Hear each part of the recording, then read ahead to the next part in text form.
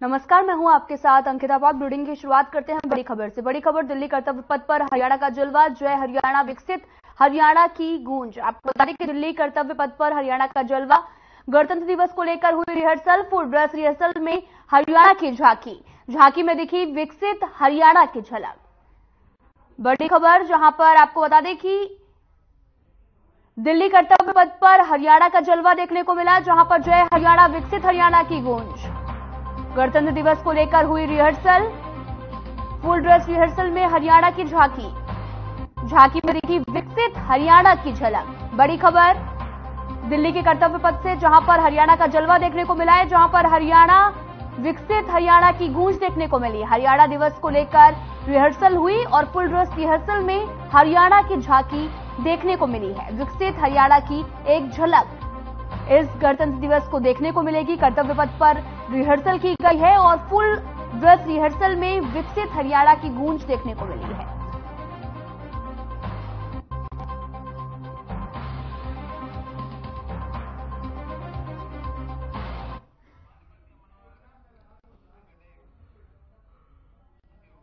हरियाणा के सीएम मनोहर लाल मंगलवार को पानीपत पहुंचे। वे चंडीगढ़ से जनशताब्दी एक्सप्रेस ट्रेन में सवार होकर यहां पर पहुंचे थे।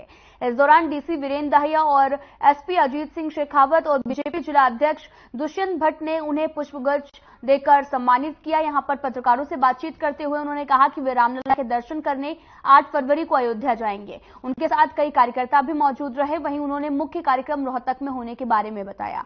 सीएम ने बताया कि रोहतक में तमाम कार्यकर्ताओं के साथ में राज्य स्तरीय मीटिंग है, जिसके लिए वे रोहतक जा रहे हैं और सुरक्षा के लिहाज से रेलवे स्टेशन के अलावा रेलवे रोड पर समेत जीटी रोड पर भी पुलिस कर्मियों की अत्यधिक तैनाती की गई है।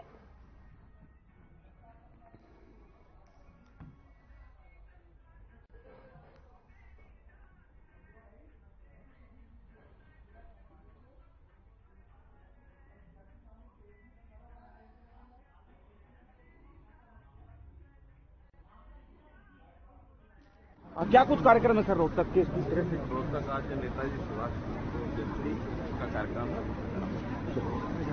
तो फिलहाल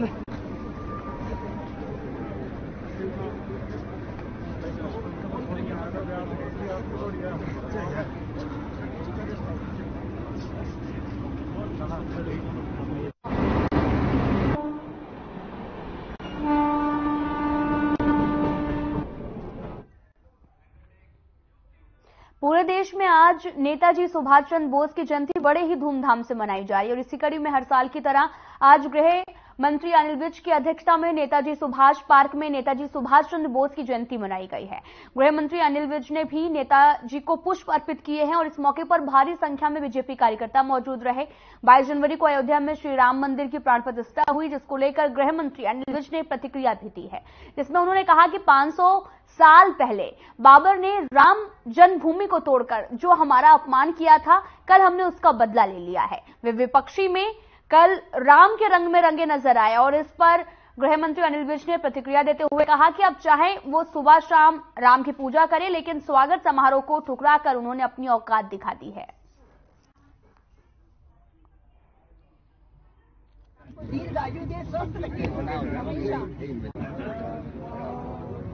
देखिए ऐसा है, अब चाहे वो सवेरे शाम राम की पूजा करें, लेकिन स्वागत समारोह का पत्र को ठुकरा कर उन्होंने अपनी औकात बता दी और हिंदुस्तान की जनता ने उनको देख लिया। अब तो सिर्फ वो डैमेज कंट्रोल कर रहे हैं कि किसी प्रकार से ये जो हम कर बैठे और कर वही बैठे जो उनकी भावना थी। अगर उनकी भावना ठीक होती तो ये जो काम कल हुआ है ये आजादी प्राप्त होने के तुरंत बाद हो जाना चाहिए था। हिंदुस्तान तो आजाद हो गया, लेकिन हमारे राज्यादेव आजाद नहीं हुए। कौन रोक रहा था? अब वो लंबी लड़ाई के बाद आजाद हुए हैं और हर चेहरा कमल के फूल की तरह महका हुआ है।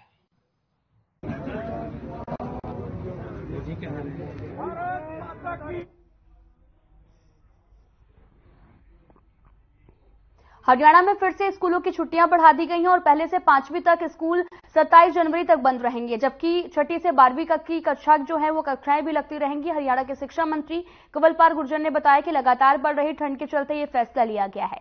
5वीं कक्षा तक बच्चों की कक्षाएं 29 जनवरी से लगेंगी और दिल्ली की स्वास्थ्य सेवाओं को लेकर आम आदमी पार्टी पर शिक्षा मंत्री ने निशाना साधा है। कहा कि जब कोरोना काल आया था तो दिल्ली की स्वास्थ्य सेवाएं नाकाम हो गई थी। दिल्ली सरकार ने अपनी प्रवासी मजदूरों को गाड़ियों में बिठाकर निकाल दिया था, जबकि दिल्ली की जनता इलाज के लिए हरियाणा आई थी। किसी भी व्यवस्था का पता आपातकाल में लगता है। कोरोना काल में दिल्ली की स्वास्थ्य सेवाएं नाकाम हो गई थी।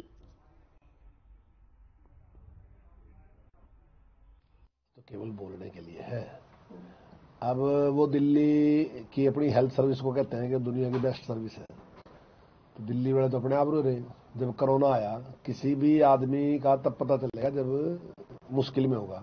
जब कोरोना आया तो उन्होंने वहां से जो बाहर के प्रवासी मजदूर थे बसों में बैठ के बाहर छोड़ दिए, और दिल्ली के जो लोग थे वो हरियाणा के हॉस्पिटल में थे। अभी आप किसी सीएमओ से पूछ लो तो उसको कंट्रोल नहीं कर सके। ऐसी एजुकेशन का अभी तक जितने भी सर्वे हैं, किसी में 10वां स्थान भी दिल्ली का नहीं आया। तो कौन सी एजुकेशन है उनकी जो सी वो अच्छी दे रहे हैं।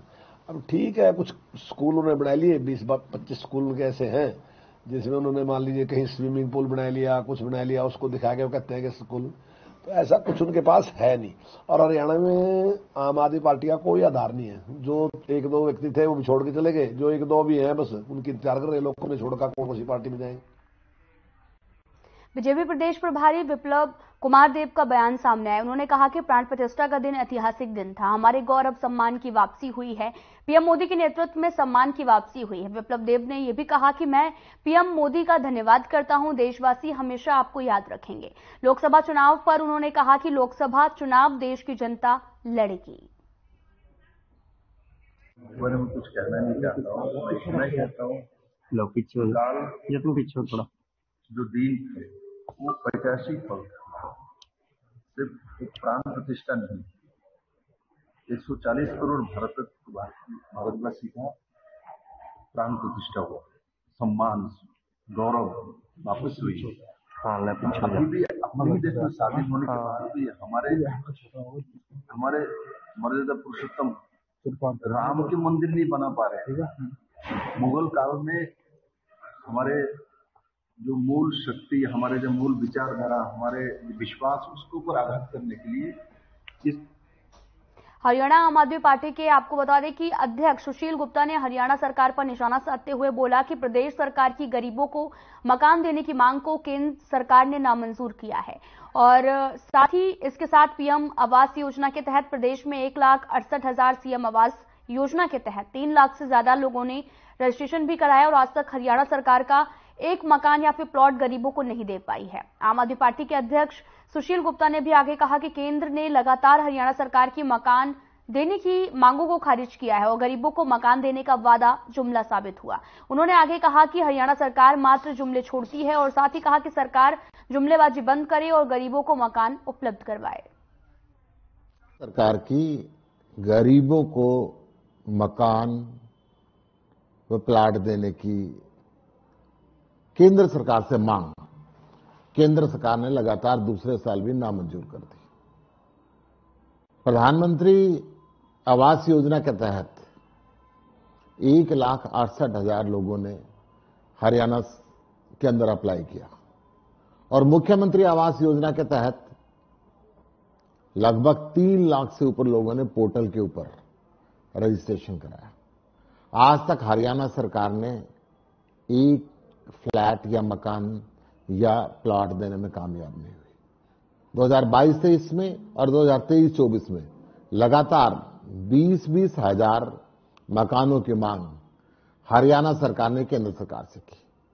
केंद्र सरकार ने हरियाणा सरकार की दोनों वर्षों की मांगों को लगातार सिरे से खारिज कर दिया। ये गरीबों को मकान देने का सपना दिखाना केवल जुमला साबित हुआ। हरियाणा सरकार वायदे करती है, जुमले छोड़ती है, परंतु काम नहीं करती। हरियाणा के अंदर ना तो ग्रामीण क्षेत्र के अंदर मकान मिल पाए, ना ही शहरी क्षेत्र के अंदर मकान मिल पाए, ना ही प्रधानमंत्री आवास योजना के तहत मकान मिल पाए, ना ही मुख्यमंत्री आवास योजना के तहत मकान मिल पाए। हमारी हरियाणा सरकार से निवेदन है, जुमलेबाजी बंद करे और जो गरीब इंतजार कर रहे हैं कि उनको मकान मिलेगा, उनको मकान दें। जय हिंद। गणतंत्र दिवस समारोह 26 जनवरी के मौके पर नई दिल्ली के कर्तव्य पथ पर मेरा परिवार मेरी पहचान थीम पर हरियाणा की झांकी प्रदर्शित की जाएगी। कर्तव्य पथ पर प्रदर्शन के लिए तीसरी बार हरियाणा की झांकी का चयन रक्षा मंत्रालय की विशेषज्ञ कमेटी की तरफ से किया गया है। हरियाणा ऑनलाइन सेवाओं के लिए पहले ही देश भर में उत्कृष्ट कार्य कर रहा है। सूचना जनसंपर्क एवं भाषा विभाग हरियाणा के महानिदेशक मनदीप सिंह बराड़ ने भी जानकारी देते हुए बताया कि मेरा परिवार मेरी पहचान कार्यक्रम की शुरुआत आमजन को घर द्वार पर सरकारी सुविधाएं और सेवाएं उपलब्ध कराने को लेकर की गई हैं। उन्होंने कहा कि सीएम मनोहर लाल इनोवेटिव सोच के साथ में प्रदेश में अनूठी योजनाएं लागू कर हरियाणा को विकास की राह पर आगे बढ़ा रहे हैं। हरियाणा की कई योजनाओं पर दूसरे राज्य भी अब अनुसरण कर रहे हैं और केंद्र सरकार ने इन्हें अपनाया है। इस बार की हरियाणा की झांकी भारत सरकार के थीम विकसित भारत के साथ सटीक बैठती है। इसमें विरासत और विकास का सामंजस्य दिखाई देगा। उन्होंने ये भी बताया कि रक्षा मंत्रालय की गठित विशेषज्ञ कमेटी द्वारा हर साल राज्यों, केंद्र शासित प्रदेशों और मंत्रालयों की झांकियों के चयन की प्रक्रिया नवंबर महीने में शुरू की जाती है, जिसमें सभी राज्य, केंद्र शासित प्रदेश और मंत्रालय अपनी अपनी थीम पर झांकी संबंधित जानकारी विशेषज्ञ कमेटी के समक्ष रखते हैं। विशेषज्ञ कमेटी प्रासंगिकता और केंद्र सरकार द्वारा सुझाए गए थीम के आधार पर झांकियों का चयन करती है। महानिदेशक ने कहा कि यह हर्ष का विषय है कि लगातार तीसरी बार हरियाणा की झांकी गणतंत्र दिवस परेड का हिस्सा बन रही है।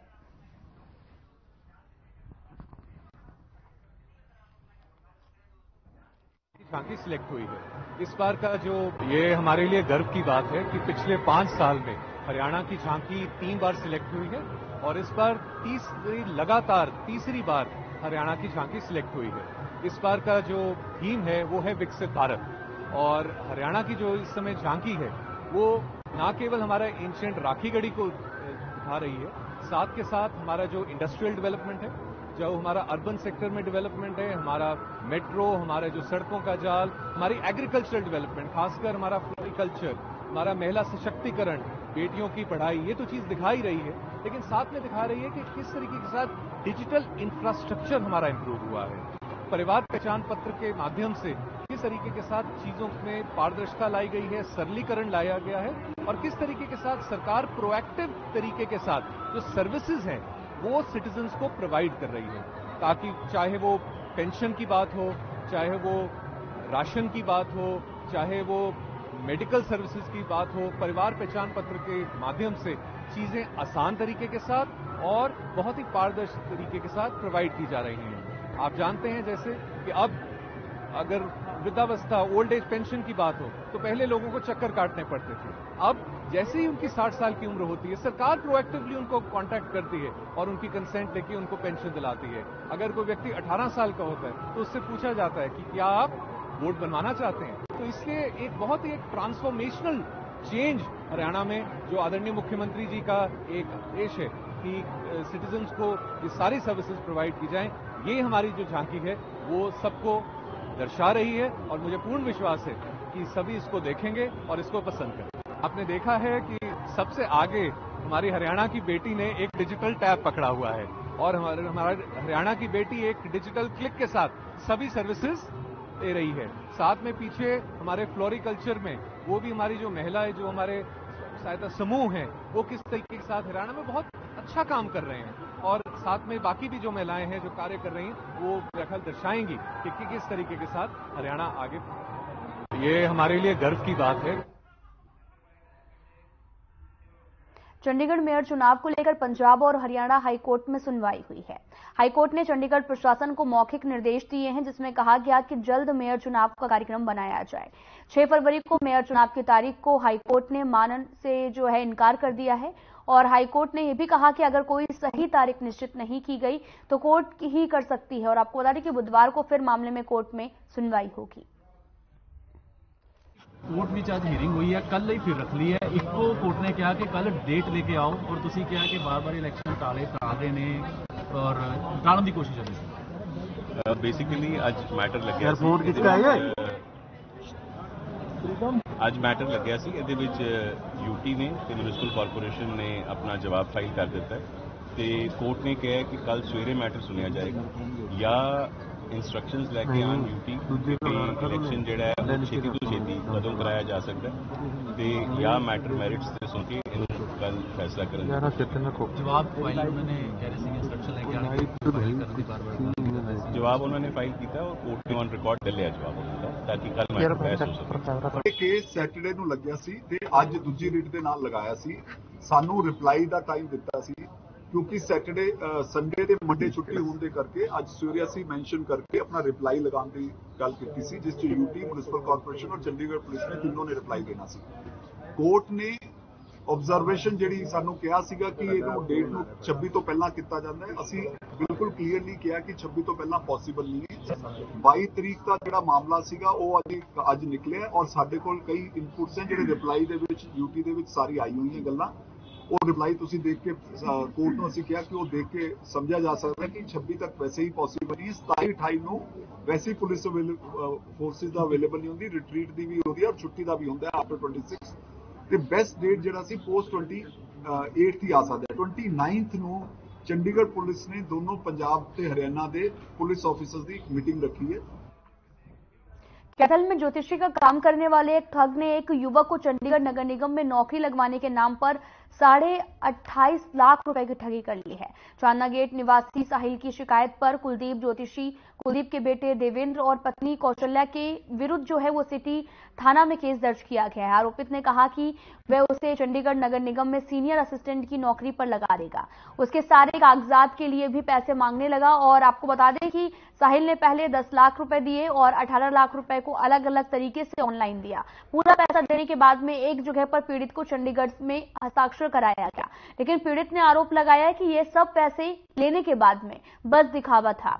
आरोपी कुलदीप कैथल और साथ ही जींद, अंबाला और पंजाब के करीब 20 युवकों के साथ ठगी कर चुका है।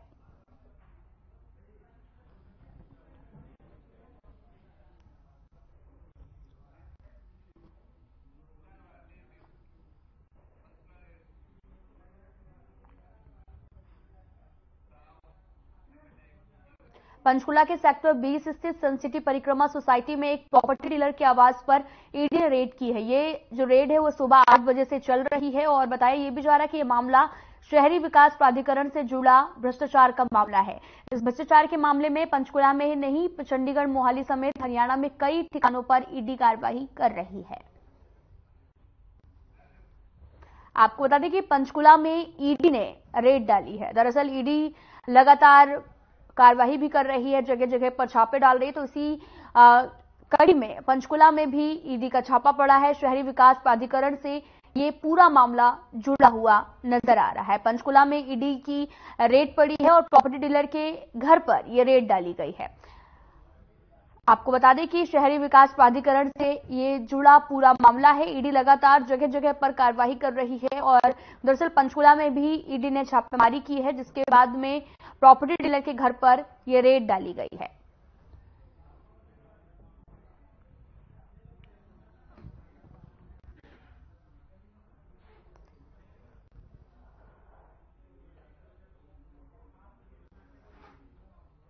आपको बता दें कि पंचकुला में ईडी ने रेड डाली है। शहरी विकास प्राधिकरण से पूरा जुड़ा हुआ ये मामला सामने आया है, जहां पर ईडी की कार्रवाई लगातार जारी है और ईडी ने प्रॉपर्टी डीलर के घर पर छापामारी की है। सर,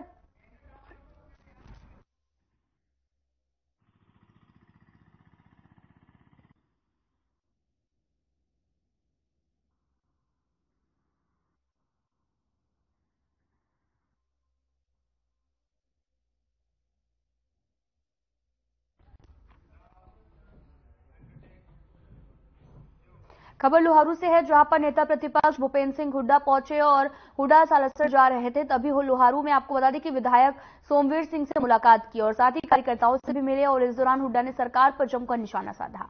हुड्डा सरकार को घोटालों की सरकार बताते हुए कहा कि प्रदेश में कभी एफपीओ घोटाला सामने आया तो कभी शराब घोटाला तो कभी नौकरी का घोटाला।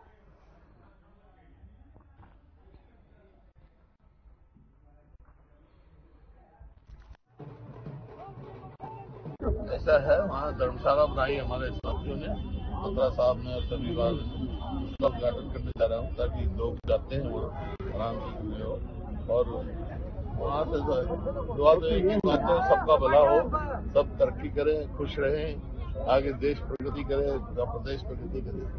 अस्थियों का घोटाला हुआ है बागवानी विभाग में, प्रदेश में अस्थियों का घोटाला हुआ। एक घोटाला ये तो सरकारी घोटाला भी एक के बाद एक घोटाला, कभी दाल का घोटाला, कभी घोटाला, कभी काय का घोटाला, कभी शराब का घोटाला, कभी नौकरियों का घोटाला, घोटाले का घोटाला सरकार है।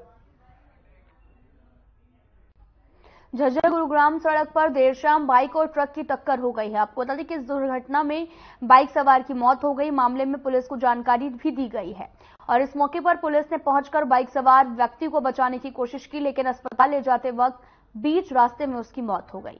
पुलिस ने मृतक व्यक्ति के शव को अपने कब्जे में लेकर पोस्टमार्टम के लिए अस्पताल में भिजवा दिया है। और आपको बता दें कि जांच अधिकारी प्रवीण एसआई ने भी बताया कि देर शाम सुनील कुमार अपनी बाइक पर सवार होकर गुरुग्राम रोड से अपने गांव जा रहे थे। अचानक ट्रक ने टक्कर मार दी, जिस कारण सुनील कुमार की मौत हो गई है। ट्रक चालक मौके से फरार भी बताया जा रहा है। वहीं पुलिस ने भी मृतक के शव को कब्जे में लेकर पोस्टमार्टम की कार्रवाई शुरू कर दी है और पोस्टमार्टम के बाद शव परिजनों को भी सौंप दिया जाएगा। पुलिस ने ट्रक चालक के खिलाफ मामला दर्ज कर जांच शुरू कर दी है।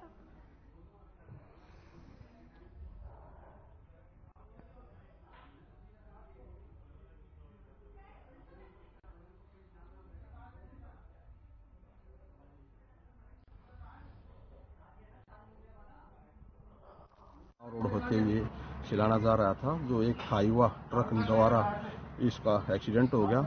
जो एक्सीडेंट में लगी चोटों के कारण उसकी रास्ते में जाते समय हॉस्पिटल में उसकी मौत हो गई, जिस पर उसके भाई पर दरखास्त पर FIR दर्ज की गई है और जिसका पोस्टमार्टम करवाया जा रहा है। ट्रक चालक मौके से फरार है। पोस्टमार्टम करा दिया। झज्जर में बिजली मंत्री पर वादाखिलाफी करने का आरोप लगाकर कर्मचारियों ने धरना दिया है। इस दौरान कर्मचारियों ने बिजली मंत्री के खिलाफ जमकर नारेबाजी करने के साथ साथ भविष्य में प्रदर्शन करने की भी अपनी रणनीति बनाई है। कर्मचारियों का कहना था कि उनकी मांगों को लेकर बिजली मंत्री के साथ में उनकी 5 दौर की बातचीत हो चुकी है। उस वार्ता के दौरान उनकी मांगों पर सहमति भी बनी, लेकिन उनकी मांगों को पूरा नहीं किया गया। 4 फरवरी को रोहतक में होने वाली सर्व कर्मचारी संघ की रैली में वे चढ़ बढ़कर भाग लेंगे और इसके बाद 16 फरवरी को केंद्र स्तर पर अपना उग्र प्रदर्शन करने वाले हैं।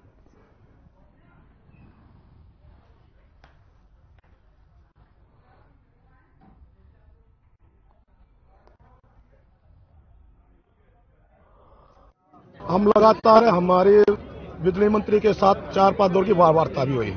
बिजली मंत्री ने हमारी सारी बातों पर सहमति बनाई। चाहे कच्चे कर्मचारियों को रिस्क अलाउंस की बात है, चाहे रेगुलर कर्मचारियों को रिस्क अलाउंस की बात है, वर्दी की बात है, क्रैच की बात है। इसी प्रकार मतलब लागू कुछ भी नहीं किया। चाहे रिस्क अलाउंस पे हमारी उम्मीद थी भाई कितना दे देंगे, हम उम्मीद कर रहे थे 5-6 हज़ार तो दे ही देंगे, लेकिन कुल मिलाकर सारी बातों पे एक अपना दिवाली का टोकन हुआ है 1000 रुपये, 1500 रुपये था, उसमें सिर्फ बढ़ोतरी करे 500 रुपये की। वो बिजली मंत्री के खिलाफ हमारी जो वादे किए थे सारी वादों पर मुकरा है। इस पर हमने सब डिवीजन के दौरान यूनिट के प्रोग्राम पे आज हमारा सर्कल का ये प्रोग्राम है। आने वाला प्रोग्राम हमारा राज्य का जब पंचकुला का की तरफ से या हिसार की तरफ हमारा रुख रहेगा। यदि इससे भी सरकार नहीं चाहती है, सरकार कर्मचारी सिर्फ 4 फरवरी को रोहतक में बहुत बड़ी रैली करने जा रहा है। फिलहाल इस वीडियो में इतना ही। नमस्कार।